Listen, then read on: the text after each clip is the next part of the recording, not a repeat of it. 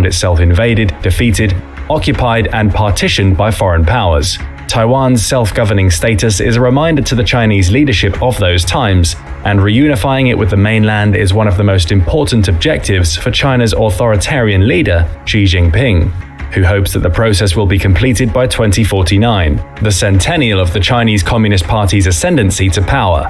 There are many obstacles to this plan, but one of them is not so often cited. Okay. Actually, yan kasi talaga pinaka main goal ng China, no? Na ma-unify yung China at saka Taiwan. Pag-isahin yung bansa na yun. Kasi historically, ang Taiwan ay part ng China. And because of mga naparte-parte politically na subdivide yan noong araw. So ngayon, ang pinaka main concern nila ay mabawi. Kasi strategically talaga yung Taiwan para sa China. So, yun yung pinaka main concern ng China. Which is, ginagamit ng US ito as a leverage or reason para sa kanila to go war with China. Tuloy natin. The Philippines. Let's take a look at the Philippines, its tense relationship with China, and how this nation threatens Beijing's grandest foreign policy ambition. Taiwan is important to the Chinese leadership not just for historical reasons, but because of its economic and geostrategic position. Economically, Taiwan hosts the world's most advanced semiconductor industry through the dominance of one company, the Taiwan Semiconductor Manufacturing Company, TSMC.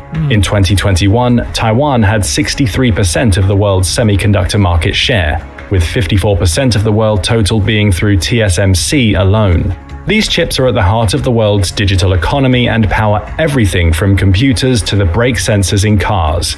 For China, gaining control of this industry would be very desirable. Placing itself at the heart of the globe's high-technology supply chain has been a major priority for its geopolitical strategy, as seen in its Made in China 2025 plan. If the semiconductor shortage of the past few years made things more expensive, Beijing getting to dictate the supply chain of these vital components would increase the price tag of almost everything much further. Geopolitically, Taiwan also sits at the center of the First Island Chain, the series of islands that span from Japan to Indonesia.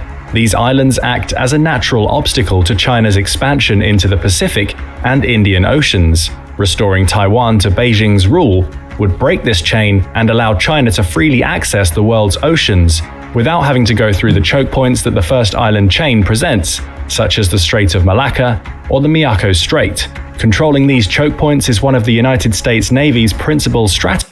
Kaya pala yung very aggressive yung US, doon sa paglagay nila ng mga military bases nila, not only in the Philippines but all around the globe, Kasi having bases all over the world, makokontrol mo yung channel ng mga dagat yung seas, Kaya mong alam mo yun, yung daanan magiging sayo na rin yan Ganun kasi, for example, maglagay ka ng base mo sa Philippines, ganun kadali sa'yo, alam mo yun, yung mag-store or maglagay ng mga kagamitan mo doon, parang resupply. Di ba nga, yung nangyayari sa Ayungin Shoal, may mga kasundaluhan tayo doon. Ang ginagawa lang ng military natin is resupply. So resupply, may mga tao na doon, dadalhin yung mga supply doon, parang ganun. So for an American, for US to have military bases all over the world, they can literally control the world. Galing, di ba? So itong China, ang importante sa kanila, basically, itong West Philippine Sea. And how can they control West Philippine Sea if they cannot have Taiwan, which is very strategic para sa kanila? So yun na nga lang ang gusto nilang kunin, historically, yun ang gusto nilang kunin. At syempre, ayaw din ng Taiwan because Taiwan is being backed up by US. The same thing as Philippines nowadays. Yeah. Strategies for containing Chinese military expansion. If China were to take Taiwan, however, it would have the land and ports it needs to bypass those choke points, making containment much more difficult, if not impossible. The United States is Taiwan's most important potential ally. Officially, America treats Taiwan with a doctrine of strategic ambiguity, neither confirming nor denying that it would come to the island's defense if it were to be invaded. But under the Taiwan Relations Act of 1979, it has long sold sophisticated weapons to the island nation to deter such an invasion from happening. With this equipment, Taiwan has pursued what it calls a porcupine strategy, fortifying itself as heavily as possible and building offensive assets to deal damage to the Chinese mainland, all to increase the costs China would incur for an invasion and hold out as long as it can while it awaits the aid of its allies. Japan would also play an important role in the defense of Taiwan. In December 2021, the late former Prime Minister Shinzo Abe said the United States and Japan would not be able to stand idly by if Taiwan were attacked. In 2022, only a few months before his shocking assassination, he urged the United States to drop strategic ambiguity and affirmatively say it would defend Taiwan. A Taiwan contingency is a Japan contingency, he said, because China establishing air superiority around Taiwan would cover Japanese airspace. A takeover of Taiwan would also allow China to threaten Japanese shipping even more than it does today with its militarization of the South China Sea. Japan is a resource-poor nation and must import raw materials and commodities to survive. It cannot allow China to dictate what goes on in the region's shipping lanes. However, for all the talk about Japan and its role in a potential Chinese invasion of Taiwan, far fewer people talk about the role the Philippines would play in such a scenario. Thanks to a renewed agreement with the United States, this is starting to change, and Taiwan may soon be able to count on the aid of the Philippines. Noong panahon ni Tatay Digong, nagmamaktol, umiiyak ang US kasi nga hindi nila mahawakan yung Pilipinas. Ngayon, as it stares down the colossus across the strait, the Philippines, though much smaller than the United States, kaya napansin ninyo ngayon kung gaano kabilis advance or gaano kabilis nagmaterialize itong di umano ay sinasabi nilang plano ng US na maglunsad ng war by 2025. 'Di ba ang bilis nung transition? Sobrang bilis. Nangyari yung sa Israel, una nangyari yung sa Ukraine, 'di ba? And then ngayon sa Israel. And then ngayon nangyayari dito sa Pilipinas with this EDCA bases, which is related doon sa Taiwan issue. Ito, panoorin tuloy lang natin. States and Japan also has a keen interest in seeing that Taiwan does not become subject to the Chinese Communist Party, and the Philippines has now become a major player in the dispute over Taiwan. The entrance of the Philippines into the Taiwan question is a natural consequence of the diplomatic and military rivalry between it and China, which has occurred in the last decade. The Philippines and China have long had a bitter dispute over the waters of the South China Sea. In 2012, China seized control of the Scarborough Shoal, a rock with valuable fishing sites and hydrocarbon reserves that rests within the Philippines' exclusive economic zone. It was the start of a conflict between China and the Philippines over several rocks and island chains in the South China Sea. Other points of contention between the two nations include Mischief Reef and the Spratly Islands, all of which China went on to occupy and fortify. The Philippines brought a suit in international court, and in 2016, a tribunal in The Hague ruled that all of China's territorial claims in the South China Sea, based on a 9-dash line map drawn in the late 1940s, had no legal basis. Still, China ignored the ruling and occupies these rocks and islands to this day. China's aggressive policy in the area has naturally alienated the Philippines, which is a long-time ally of the United States. The United States has had bases throughout the Philippines since the Spanish-American War of 1898, but its presence is now starting to expand much more. The Filipino military is not a formidable fighting force, meaning that China has mostly been able to get its way in its disputes with the Philippines, despite the international tribunals ruling against it. The Philippines... Iyan ang problema sa atin eh. At yan yung pinagkaiba natin sa Taiwan. Taiwan is even smaller than the Philippines, di ba? I believe, no? Pero nakita nyo kung paano ginawa ng Taiwan independently, without even having support from the US. I mean, their development of their military warfare, yun yung kanilang kumbaga sa atin kasi yung na-develop sa atin na masasabi ko na very progressive sa atin ay yung corruption. So kung wala sana tayong corruption, by this time yung military warfare natin baka mayroon na tayong 'di ba? Meron tayong advanced military equipment na sariling atin. Pero ang nangyayari, parang alam mo yung ang tapang-tapang natin na we must be ready. Kailangan maging handa tayo. I am calling all the AFP. Ayan. Pero ang tanong, meron ba tayong sapat na kagamitan? Sabi nga dito itong documentary nito Sabi niya sa Tagalog ang ating military kasundaluhan ay mahina, kumbaga. 'Di ba? Mahina Kaya tayo kuno ay tinutulungan ng kano kasi mahina tayo Kaya kahit sabi niya, kahit despite the winning in the Hague ruling with regard to the West Philippine Sea or South China Sea issue, ay nabubuli tayo kasi bakit? Mahina tayo Nakita niyo yung bangka natin? Ay, bangka ba yun? Ship? Maliit. Philippines has an active army of about 100,000 active duty personnel, a navy with only a few vessels more fit for fighting than patrol boats, and about 25 combat aircraft. This means that militarily, the Philippines would contribute little to the defense of Taiwan, at least for now. However, the Philippines does have two advantages. What an insult. Grabe ka naman. Ano tong channel na to? Military show. Grabe ka naman mang insulto sa amin. Anong sabi niya? Ayan Litin natin na. Grabe ka mang insulto. Active army personnel, 100K lang. Then patrol boats and about 25 combat aircraft. 25 lang na combat aircraft.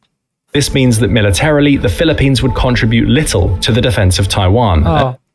Pag may daw ng Taiwan, konti lang daw ang maitutulong natin. At least for now. However, the Philippines does have two advantages: its geographical position and its alliance with the United States, which it has now begun to ramp up ties with again after a period of frostier relations. In 2014, as the South China Sea dispute began to ramp up, the United States and the Philippines signed the Enhanced Defense Cooperation Agreement, EDCA. Under the terms of the EDCA, the United States would be able to expand its military presence in the Philippines, although the 2014 document did not specifically state where it would do this. Rather, the document only affirmed the principle that the armed forces of the Philippines would provide new locations for the United States Armed Forces. In 2016, 5 such locations were formally announced. These were, from north to south, Fort Magsaysay in Nueva Ecija, Besa Air Base in Pampanga, Mactan Benito Ebuen Air Base in Cebu, Antonio Bautista Air. Grabe talaga yung slang,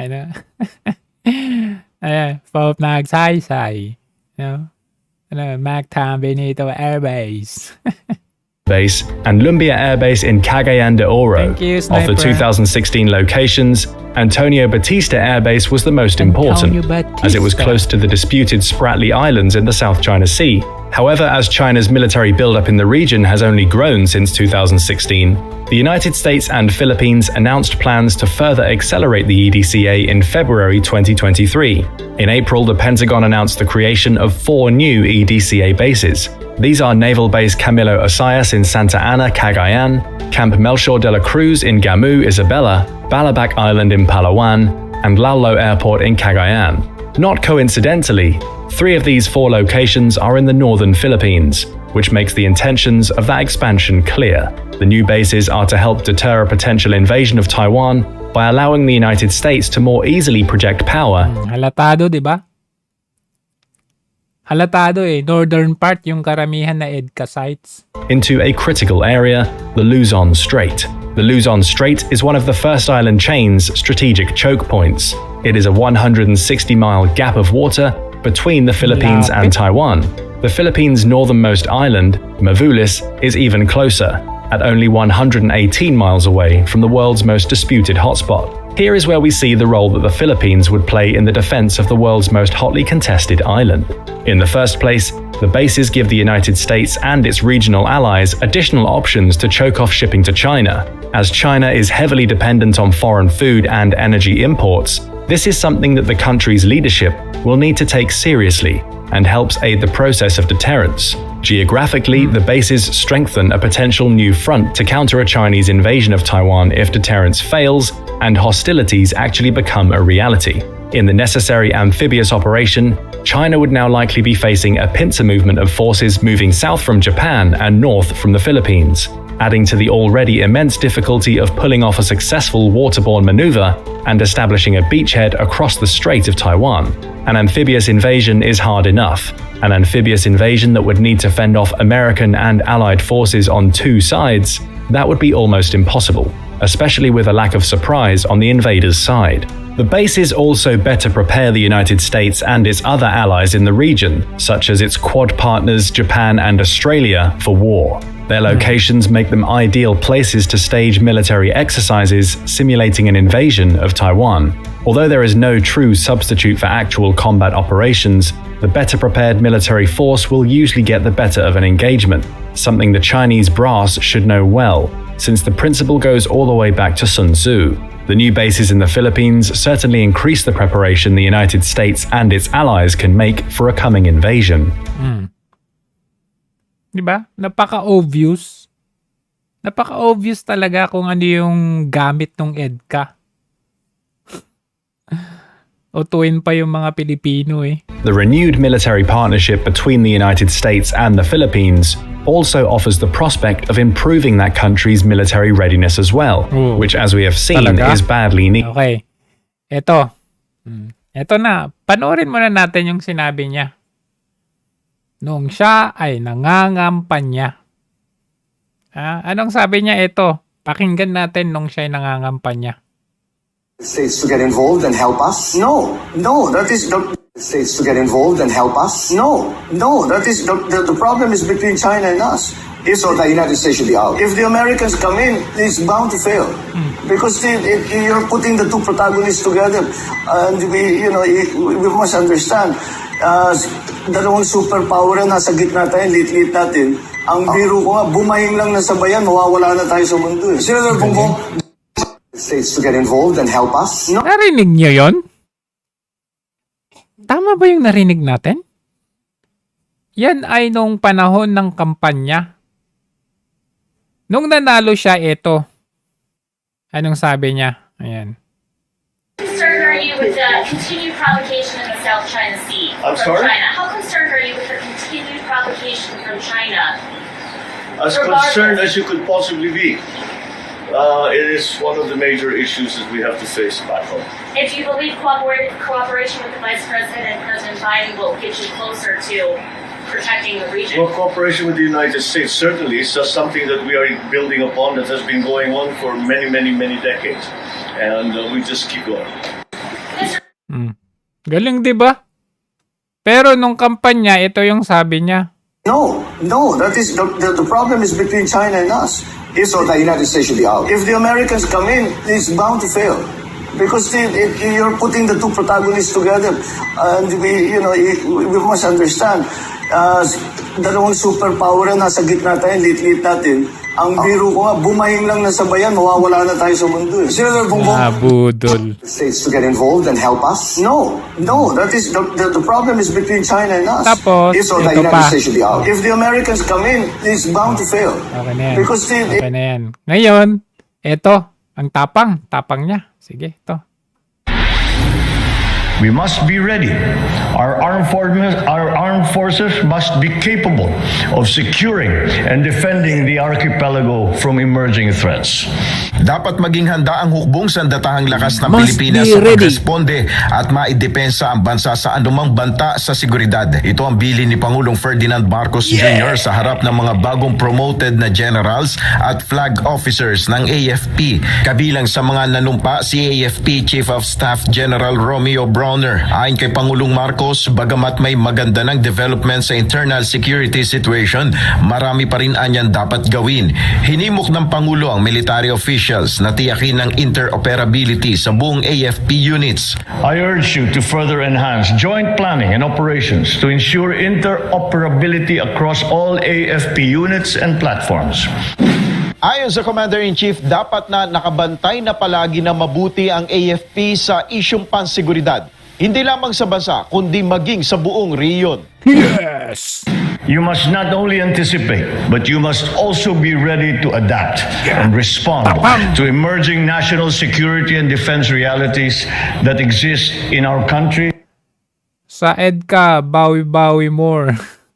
Sa Smart Magic, bawi-bawi more. Kinain ni budol-budol man. And in our region. Sa kabila naman nito, tiniyak ni PBBM na patuloy na isusulong ang proteksyon at kapakanan ng AFP at maging sa Eto, pakinggan ninyo ang sasabihin niya dito. Itong from Geopolitico. Pakinggan natin yung sasabihin niya. Not only would it be a direct attack on a U.S. state, but it threatens to galvanize the American people, as many would consider it a second Pearl Harbor. China's hope is that it can knock the U.S. out of the war in a massive preemptive strike, inflicting enough damage to the U.S. military hardware to render its Pacific Forces combat ineffective and killing enough U.S. service members to discourage. Ito simulation to ng US at US at saka China war. Simulation. An American public China believes doesn't have the stomach for a painful extended war in the Pacific. Ultimately, it's decided that Hawaii is to be included in the attack. China has built up its own forces for a cross-strait invasion for months, sending a very clear signal to the world of its intentions. This has given the U.S. plenty of time to disperse its forces, pulling back many of its ships and aircraft to Hawaii and out of range of all but the longest-range Chinese missiles. To not attack Hawaii would leave a significant amount of U.S. firepower intact and even harder to target as it disperses once more upon entering the theater. Likewise, the decision to attack U.S. bases in South Korea, Japan, and the Philippines is a difficult one for China. Attacking these bases means inevitably causing collateral damage to the host countries and risks dragging them into the war. However, Okay. Naintindihan niyo yan? Ulitin natin. the theater. Likewise, the decision to attack U.S. bases in South Korea, Japan, and the Philippines is a difficult one for China. Attacking these bases means inevitably causing collateral damage to the host countries and risks dragging them into the war. Okay. So, sabi ko nga, ito ay simulation ng war ng Philippines, China, at saka US. So, basically, ang plano ng China is attack yung Hawaii, parang Pearl Harbor type ba, di ba? At para mas mapalakas nila yung kanilang advancement, lahat nung kumbaga yung mga kung saan like for example itong Hawaii, aatakihin nila yon kasi isa sa pinaka-strategic na lugar din ng US, even is very far, 'di ba? Sabi niya. Likewise, sabi niya, attacking American bases like doon sa China, South Korea at Japan and even the Philippines, as much as possible, parang ayaw ng China na atakihin itong South Korea, Japan, Philippines, kung saan nandun yung bases ng mga Amerikano. Pero parang ang dating, kasi ayaw nilang atakin kasi masisira ngayong foreign relationships, di ba? With South Korea, Japan, the Philippines, and other Asian countries. Pero, pakinggan nyo. However, not attacking these bases leaves most of America's Pacific combat power intact and able to retaliate with ease from Pacific airfields and ports. Ultimately, the choice is a pragmatic one. China is already bearing the weight of hefty pre-war sanctions meant to deter it from it. Okay. However, kung hindi nila aatakihin itong mga bases ng mga US na ito, sa Japan, South Korea, Philippines, mananatiling malakas ang US. Its course. It must win this war and win it fast, and that means neutralizing all U.S. combat power, no matter where it is based. Di ba? So kahit nasabihin natin na ayaw ng China na masira ang foreign relationship with these Asian countries, including the Philippines, ay kailangan man-neutralize pa rin ng China. Alam mo yung ayaw mo mang saktan pero kailangan mong saktan, parang ganun eh. Kasi nandun yung bases ng mga Amerikano eh. Andun yung US forces. So, wala ng choice ang China and the allies. Kung sino man ang magiging ally ng China, of course, alam naman na natin, isa dyan, Russia, di ba? Walang choice kundi atakihin ang Philippines. U.S. space surveillance satellites immediately spot the infrared signature of hundreds of ballistic missiles lifting to the sky. In less than 2 seconds after detection, the alarm is already blaring at U.S. Space Force's 2nd Space Warning Squadron. After a very quick See? Kaya yung mga nagsasabi na hindi naman kasama yung Pilipinas dyan eh. Di ba? Yung EDCA basis na yan para naman sa development ng ating bansa yan eh. Mga ganon, di ba? Maraming mga ganon, mga sinasabi nila. And in fact, ito sa isang, ito, isang article from, ano ba to? Ayan, Fulcrum. Ayan, isang article, sabi, why China is vexed about the US-Philippine EDCA. So parang dito may nasummarize dito eh. Saan ba yan? From China's point of view, the Philippines EDCA decision, which is aimed at deterring China on Taiwan issue, is an act of provocation. Ayan. This decision represents a significant departure from President Marcos Jr.'s initial friendly overtures towards China. Consequently, the Sino-Philippine relationship started to deteriorate rapidly. Okay. Upon taking office, Marcos Jr. administration promised a friend to all, enemy to none. Diba sinabi niya yun? Foreign policy. During his January 2023 visit to China, he stated that the Philippines-China relationship was in excellent shape and committed to elevate it to new heights. Sabi niya yun. Hanggang salita lang pala. Concerning the Philippines-China maritime disputes, Marcos Jr. emphasized that these issues should be properly addressed through friendly consultation. Salita na naman.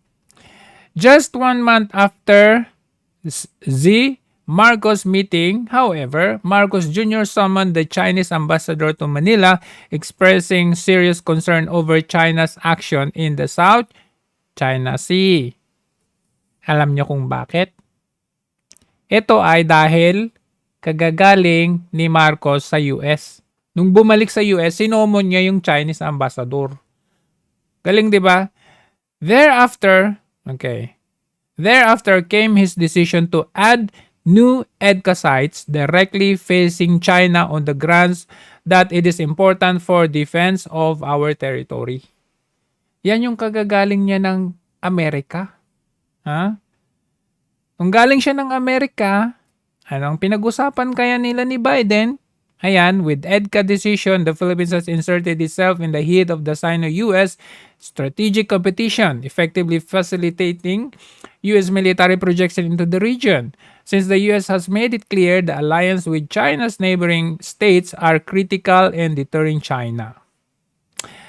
And even in winning a future war with China, Marcos Jr. administration's decision to add additional military sites for the US military is provocative to Beijing. Pero matatapang sila eh. Matatapang na sila ngayon eh. Lalong-lalo na yung bagong DND. No? Kailangan daw lumaban tayo. Ganon. Kasi ganito, ganyan. Kikita ninyo yung mapa. kung saan nakalagay yung mga EDCA bases. Ayan. Yung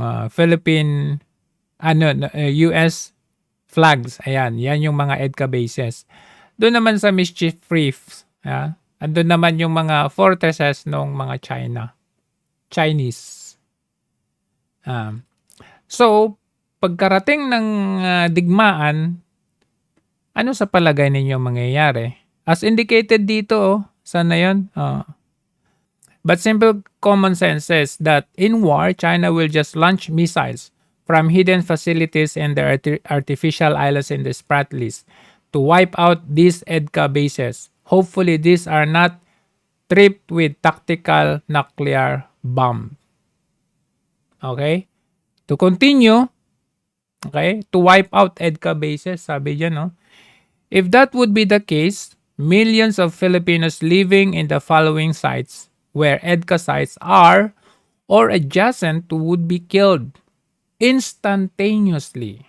Handa ba talaga ang Pilipinas sa war? States to get involved and help us? No, that is the problem is between China and us. So the United States should be out. If the Americans come in, it's bound to fail. Because you're putting the two protagonists together, and we must understand, dalawang superpower na nasa gitna tayo, lit-lit natin. Ang biro ko nga, You must understand. Naiintindihan mo ba yung sinabi mo niyan nung time na yan?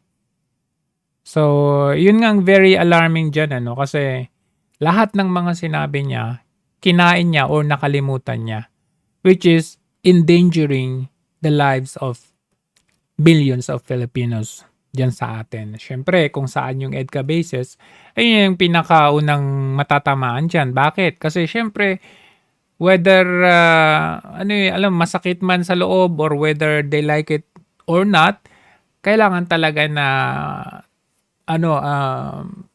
tirahin nung China yung EDCA bases para ma-weaken yung military forces ng US.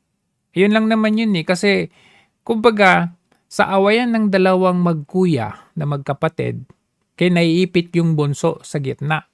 So tayo yung bunso sa gitna, yung dalawang first and second na magkuya, nag-aaway sila, naiipit tayo. So dahil nasa gitna tayo, ayaw man nung dalawang kuya na madamay tayo, madadamay tayo whether they like it or not. Kasi nasa gitna tayo di ba? Nasa bahay tayo, nasa isang bahay tayo, nadadamay tayo. So, the same principle goes with this EDCA na inilagay sa ating bansa. So sad, no? Kasi sabi, kailangan maging handa tayo, sabi niya, ganung parang strong na leader na sasabihin na we must be ready. Kailangan kondinahin yan. Ang ginagawa nila hindi tama yan. Pero ang tanong, gaano ba tayo kahanda? Ultimo tiyan natin nagugutom. Diba?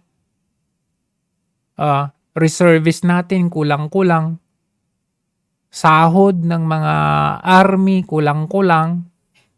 So, ang tanong, dahil kulang-kulang yung sahod nila, do you think they are they really ready to go for a war thinking na, alam mo yung parang, is it worth it na isasacrifice ko yung buhay ko dito? Ano ba, ito ba talaga ang gusto natin? Very, very alarming talaga itong ginagawa ng ating administrasyon ngayon. Very alarming sa totoo lang. Kasi, kung titignan ninyo yung pattern ng US, ngayon, napakabilis yung transition, yung ginagawa nila to regain control sa mundo. Kasi nire-regain control nila In the past kasi, for example, yung president in the past is si Trump. Anti-war si Trump. Diba? And even in the past, ayaw ni FPRRD na makikipag-cooperate sa US. So parang in the previous administration or in the previous years, medyo mahina yung dating ng US, kumbaga. 'Di ba? While on the other hand, ang China naman nagpapalakas, ang Russia nagpapalakas. So, yun yung parang period na medyo nakatambay kumbaga ang US. So ngayon nagre-regain control sila. Sobrang bilis na nung transition starting from the Russian-Ukraine war. Kumbaga yan ay initiated din naman yan by the US eh. Kung titignan ninyo yung pattern, kumbaga inudyukan yung Ukraine, kami ang magbaback up sa'yo. So kahit maliit yung Ukraine, kasi Russia and Ukraine are also the same with China and Taiwan. Kasi historically, ganun din naman eh. Kumbaga, part din ng Russia yung Ukraine in the past, parang ganun. So, yung parang inudyukan lang ng inudyukan hanggang sa lumakas ang bunso ako, kumbaga si bunso, lumakas ang kanyang loob. And then, here we go with China and Taiwan. But the difference kasi with China and even the Taiwan, mismo nga sabi ng Taiwan, as much as possible, iwasan nila yung war di ba? And that goes also with China. Kasi kung talagang, alam yung may war na nananalaytay sa blood ng China, matagal na nilang in-invade yung Taiwan. But that is the difference of the Chinese people, okay? Doon sa mga nandyan sa mga Middle Eastern or sa mga dyan sa may bandang Middle East Asia, kung saan like for example yung Ukraine at saka Russia, nakita nyo naman agad-agad inudyukan, sige go. Tapos ngayon yung nangyari dyan sa Israel at Gaza, yung Hamas, do you think ano lang yun? Kumbaga coincidental? Or do you think parang isolated? Hindi. Kung titignan ninyo, merong nag-udyok dyan. Kaya ginawa nila yan. Sabi nila, yung Hamas, yung Gaza or yung Hamas, backed up by Iran. Pero, ayon sa balibalita, after daw nag-deliver ng mga armas ang US sa Iran, after nun, yun na yung pag-attack nung Hamas sa Israel. 'Di ba? So very hideous Andun yung mga hidden mga agenda na akala natin kasi kinwestiyon nga nung Israel people 'di ba? Bakit nung araw na umatak yung Hamas doon sa party na yon, doon sa border na yon, bakit wala man lang mga Israeli soldiers? Normally, at any normal day, may outpost dyan May mga Israeli soldiers dyan na nagbabantay. Kasi nga border yan Bakit? On that particular day na umatak yung Hamas, wala sila. Nandun sila sa West Bank. How the hell on earth na bakit sila nandun sa West Bank? Bakit sila wala doon sa border? Doon sa border. Kaya madaling nakapasok yung Hamas kasi walang gwardiya. So very big question, border police tama. 'Di ba? So, there is something fishy there. This is not kung some would sasabihin na naman nila, ano yan? Parang, ano ba yung term na yun? Parang conspiracy theory. Diba? Hindi mo ba questionin na bakit nung araw na yun, walang border police? Lahat pinull out tapos dinala sa West Bank. Questionable. At bakit pagkatapos dinala yung weapon or dineliver ng Amerika ang weapon sa Iran, Ayun na yun yung ano. O so, ibig sabihin, itong mga circumstances na ito, hindi siya lang, parang, ano yun? Baga may pattern ito. May pattern. Once na inatake ng China ang Taiwan, anong gagawin ng US? 'Di ba? Naka-ready na yung US eh. Nakaharap na yung kanilang mga bases diyan sa China. So ano mangyayari? Alangan namang mag-isa lang ni China. Sinong baback up kay China? Meron din. Akala nyo nag-iisa si China? Just recently, pumunta si Putin sa China. Bakit siya pumunta doon? Bakit niya binisita si Xi Jinping? Do you think saan kaya kakampi ang North Korea? Di ba? So, ito walang nananalo talaga sa digmaan. Walang nananalo. Nakita ninyo kung ano ang ginawa ng US dito sa Hong Kong bago yung pandemya? 2019, anong ginawa? Binak-upan nila. Sila ang bumak-up dito sa mga rallyista noong 2019. There were series of meetings with the US senators or US politicians doon kay Joshua Wong. Sino ba si Joshua Wong? Siya yung nag-lead nung yung protest, umbrella protest, yellow umbrella protest, or yung Occupy Central dito sa Hong Kong. Para ano? Para i-destabilize. Kasi nga, nung 1997, before 1997, for 99 years, colony ng British ang Hong Kong. Pero nung 1997, ay tinurn over na ng British ang Hong Kong sa China on one condition, na for 50 years, starting from 1997, ay magiging one country, two systems. Ibig sabihin, Hong Kong is China, pero iba yung system sa China, iba yung system sa Hong Kong. 'Di ba? Ganun yun. Ngayon, na may nangyari na nung may pinapasa na bagong education system yung China na gusto nilang i-impose sa Hong Kong. Ini-impose nila yung national education sa Hong Kong noong 2013. And then so kaya sumiklab yung rally noong 2014. But yun, na-disperse, natapos yun. And then sumiklab na naman itong 2018, 2019. Sumiklab na naman, ganun na naman. And backed up by the US.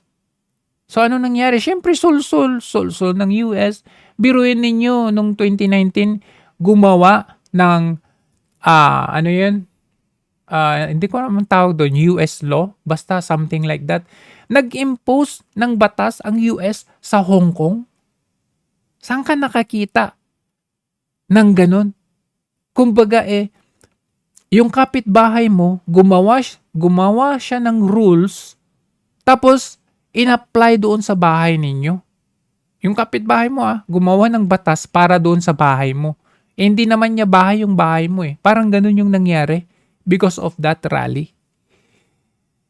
So, alam mo yun, with all of these happenings, makikita ninyo yung pattern kung sino ba talaga yung instigator dito, kung sino dito yung nag-i-instill or nag-provoke ng isang world war.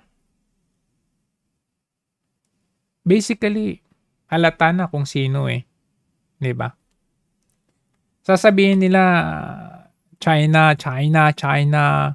masyadong provocative, masyadong maano ng ano. When was the last time can you identify China government na nag-start ng war?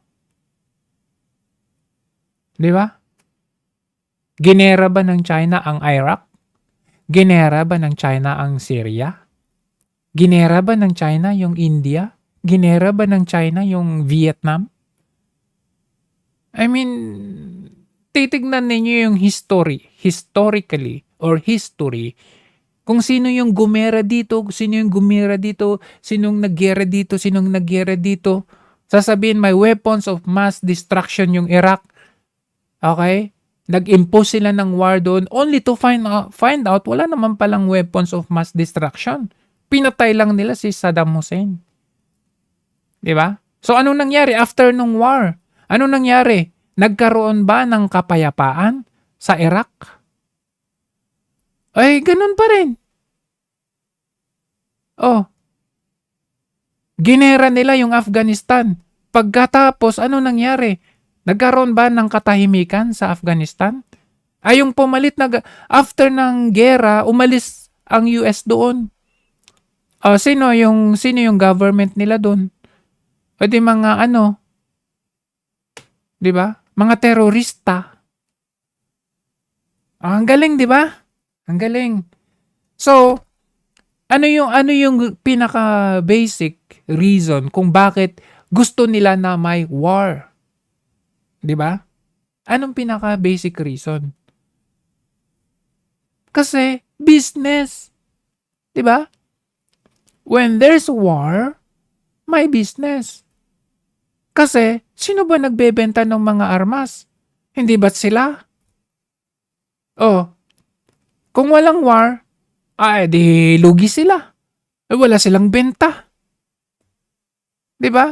So, paano ka parang ano din yan eh. kung walang addict o walang bibili ng droga. 'Di ba? Kaya nga marami ang galit kay FPRRD kasi yun yung pinaka-campaign niya nung siya ay umupo. Di maraming mga drug lords ang ayaw kay Duterte. 'Di ba? Kasi yung business nila na booming before, wala na.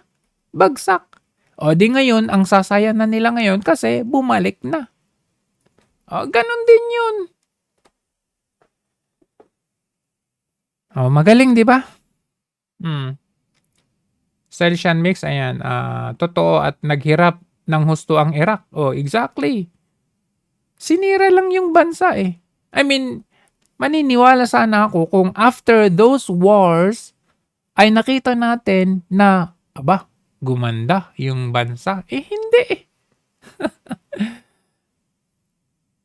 Crazy Bros to sell ammunition because it's their business. Exactly. Ultimo citizens nila, mga homeless na ang iba. Tama, Esme. Sa US, ang daming mga homeless. Alam nyo ba yung mga kababayan natin sa US? Alam mo yun, kung hindi sila yung middle, isang kahig, isang tuka din sila doon. Di ba? Kaya lamang sila mukhang, yung katas ng tate pag umuwi ng Pinas kasi pag kinonvert mo yung dollars to peso, talagang malaki. But, considering the fact na nakatira sila doon, ang 2,000 US dollars, maliit lang yan doon. Pero pag 2,000 US dollars, pinalit mo sa Pinas, umuwi ka sa Pinas, ginastos mo, malaking pera yon. Kaya hindi ko mo nasa US, mawalang galang lang sa mga kaibigan natin o kababayan natin nasa US. Hindi namin kayo minamalit. Ang sinasabi lang natin is, the US wants to portray to us yung American dream. Kumbaga, pag nasa tate ka o United States ka, this is the American dream. But when you arrive there and live there, mararamdaman mo na hindi ka mabubuhay kung hindi ka magtatrabaho ng 3-4 na trabaho. Hindi ka yayaman pag di ba? That's the reality. And even dito sa Hong Kong, OFW tayo matatawag. Pag uwi natin ng Pilipinas, ang dami nating pera. But Hindi naman tayo namumulot ng pera abroad. O nasa OFW tayo. But I'm talking about the US. That they want to portray American dream. They want to portray America, the most powerful country in the world. Pero bakit sila nababahala sa China? Hindi ba dapat, okay, malakas ka, malakas din ako. So, we're friends. Bakit ka natitreaten sa China? Malakas ka pala di ba? Why? Why would you provoke a war with countries? For what? Para sa supremacy, ganon? Trabaho pa rin need gampanan. Tama, Breaker TV. Limbs door, ayan, ang ganda ng Iraq noon. Namumuhay mga taong pinasok ng US na sira na. Kasi they portrayed Saddam Hussein as this evil. Pwede siguro, sabihin na natin, okay, evil ka o ano. Pero country nila yun Country nila yun. How can you be the judge of the world? 'Di ba? Tapos pasukin mo thinking that you are the big brother saving Iraq.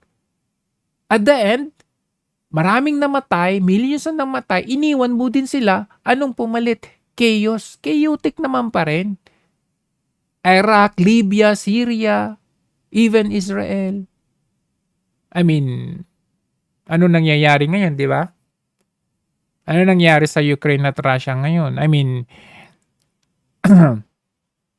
sabi nila, babak-upan nila yung Ukraine. Pero bakit nag-withdraw? Bakit nila tinitipid ngayon ang Ukraine? Di kawawa naman yung Ukraine ay. Nung una, todo support. Wala na sigurong budget ang Ukraine. Pull out sila. Ay, ganun din ang ginawa nila doon sa, sa Syrian war. In the middle of war, pull out yung army nila. Di kawawa. Gustong maghari ng China sa WPS dahil kung hindi nila gagawin ay may, Amerika ang makikinabang.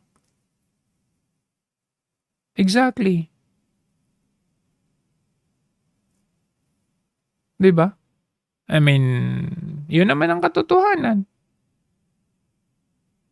So, parang si Big Brother, gusto niyang anuhin si Second para siya yung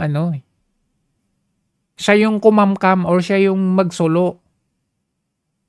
Sabihin na natin, okay, yung West Philippine Sea, South China Sea, disputed. Okay, disputed. At medyo sabihin na natin, okay, ito lang kasi ang problema, no?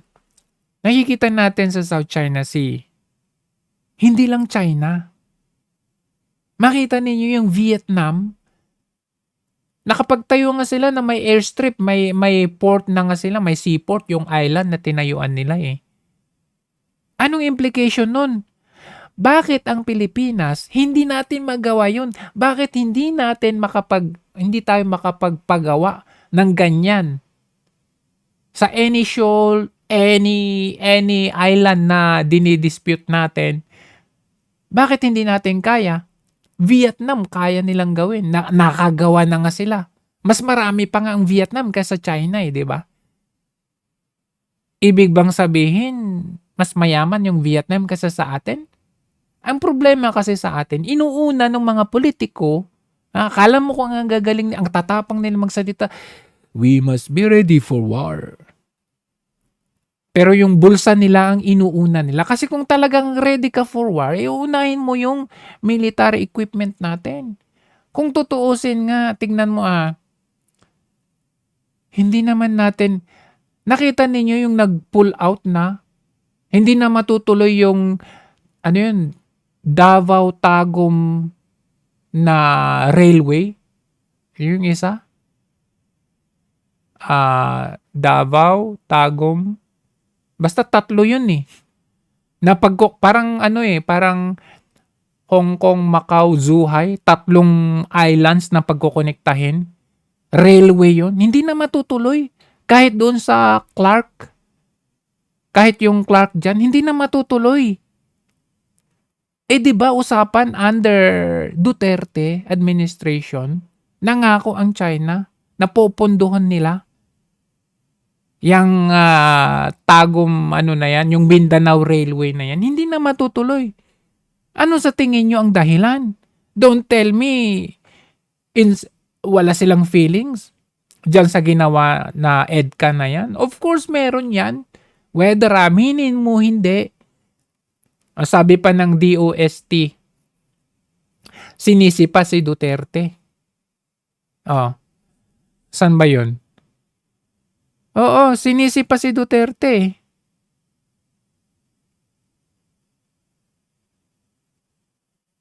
Basta sinisipa si Duterte na kahit pa daw nung panahon ni Duterte, hindi na daw natuloy yung ano na yan. Ngayon lang naman yan eh. Recently lang.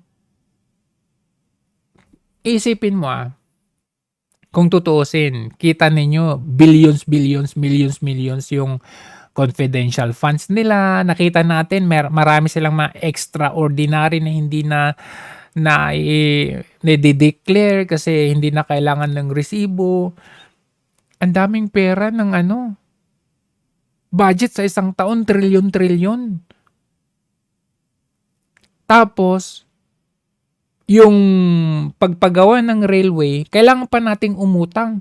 Kung tutuusin, kaya naman siguro natin yan may pera tayo Pero dahil dinistribute sa mga departamento na hindi natin alam kung sobra ba o tama ba, saan napupunta, wala naman tayong nakikita masyado. Nagpasemento lang ng kalsada, eto na yung project, million na daw yung budget doon. Kung tutuusin, kung walang corruption talaga sa atin, kaya nating magpagawa ng railway. Hindi na natin kailangang umutang pa. Kung tutuusin, kung walang corruption, kaya nating bumili ng sarili nating military warfare equipment na hindi na natin kailangan pang maging dependent dyan kay Uncle Sam. Kung tutuusin, kagaya ng Taiwan. Taiwan, independently, develop their own military warfare.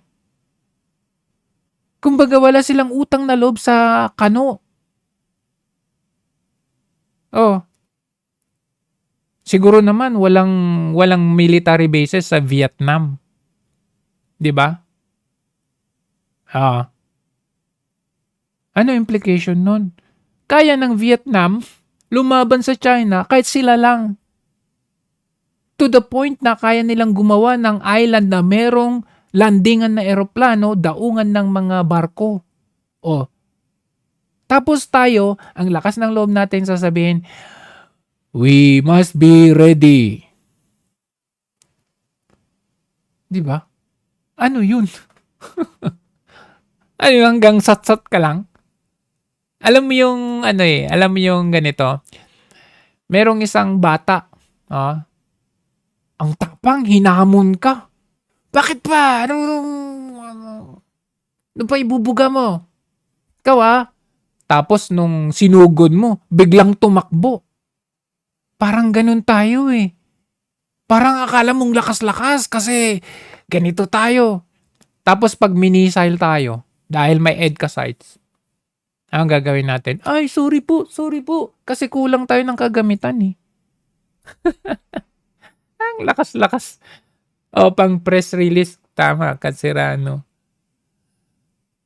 Amboy Wali, yan ang sinasabi ni PRD na marami tayong pera kung walang kurap. Tama.